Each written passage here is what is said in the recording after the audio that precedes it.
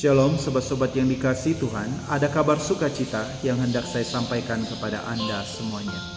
Sobat-sobat yang dikasihi Tuhan, ada seorang umat yang datang kepada saya dan bercerita, "Pastor, saya sudah cukup banyak mengikuti banyak retret penyembuhan luka batin.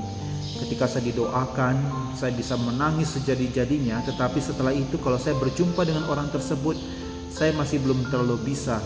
Dan ketika ingin berbicara dengan orang tersebut yang menyakiti saya belum terlalu bisa." Saya mengatakan, "Apakah engkau pernah membawa orang tersebut dalam doa pribadimu?" Dibilang, "Pastor, saya sampai saat ini belum bisa dan tidak pernah membawa dia dalam doa pribadi saya." Nah, itulah kesalahannya di situ.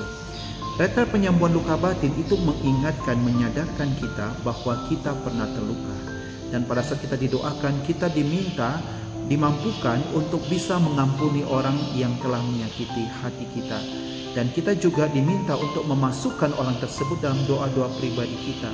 Sebab salah satu cara untuk sembuh dari luka batin adalah kita berani memasukkan orang tersebut yang telah menyakiti kita dalam kehidupan kita. Kita masukkan dia dalam doa-doa pribadi kita.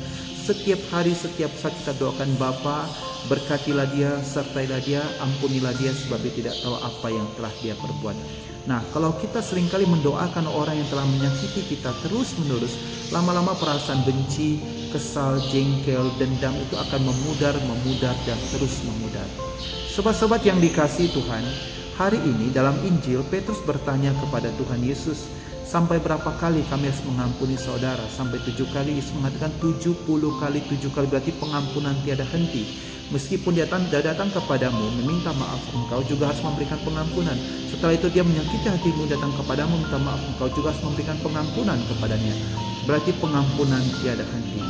Sobat-sobat yang dikasihi Tuhan, syaratnya kita untuk bisa mendapat pengampunan dari Allah Bapa di surga, kita juga harus terlebih dahulu berani untuk mengampuni orang-orang yang telah menyakiti hati kita. Karena hidup adalah sesuatu apa yang kita tabur, maka yang kita tuai. Jadi apa yang manusia dapat di dalam kehidupannya, dia mendapat apa yang dia dapat dari apa yang dia taburkan. Jika manusia ingin mendapat pengampunan dari Tuhan Allah, dia juga harus berani menaburkan pengampunan kepada banyak orang. Dan inilah yang diceritakan oleh Tuhan Yesus mengenai perumpamaan seorang raja memberikan pengampunan kepada hambanya yang berhutang. Tetapi sayangnya ketika hamba itu dihapuskan dari hutang-hutangnya, maka dia tidak bisa mengampuni orang yang berhutang kepadanya. Akibatnya rahmat pengampunan diambil daripadanya. Sobat-sobat yang dikasihi Tuhan, saya tahu bahwa mengampuni tidak gampang dan tidak mudah. Itu suatu perjuangan batin, perjuangan iman yang terus-menerus kita gumuli. Tetapi Tuhan Yesus sudah memberikan satu contoh yang luar biasa. Tuhan Yesus sudah memberikan kisi-kisi tips kepada kita bagaimana cara mengampuni, yaitu doakanlah orang-orang yang telah menyakiti hatimu, masukkanlah dia dalam doa pribadimu dan doakanlah dia, "Bapa, berkatilah, sertailah mereka, berilah mereka pengampunan, ampunilah mereka sebab mereka tidak tahu apa yang mereka perbuat." Kita belajar juga dari seorang kudus, yaitu Mother Teresa, Bunda Teresa. Ketika dia melayani orang-orang India, dia melayani orang-orang miskin, dan orang India sudah melihat pelayanan dia.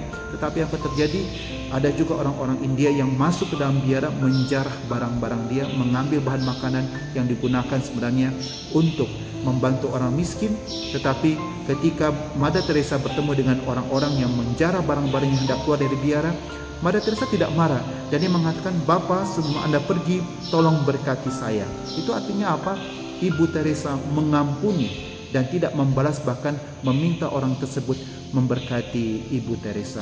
Sobat-sobat yang dikasihi Tuhan, salah satu cara yang paling jitu, yang paling ampuh untuk sembuh dari luka batin adalah kita berani memasukkan orang tersebut dalam doa pribadi kita. Kalau kita sudah berani mendoakan orang-orang yang telah menyakiti hati kita, disitulah awal kesembuhan mulai terjadi. Dan kalau kita sudah sembuh dari luka batin, sembuh dari sakit hati, kesehatan kita pun bisa pulih, semakin pulih dan pulih. Sebab kalau kita menyimpan benci, dendam dan marah, bukan hanya sakit penyakit akan datang kepada kita, bahkan rezeki pun sulit akan datang kepada kita, karena manusia terbungkus oleh kubah kebencian, benci, dendam, dan kekecewaan. Tetapi kalau kita bisa melepaskan kubah itu dalam diri kita, maka itu kesehatan akan datang, rezeki dan rahmat pun bisa datang kepada kita. Shalom, Tuhan memberkati Anda semuanya.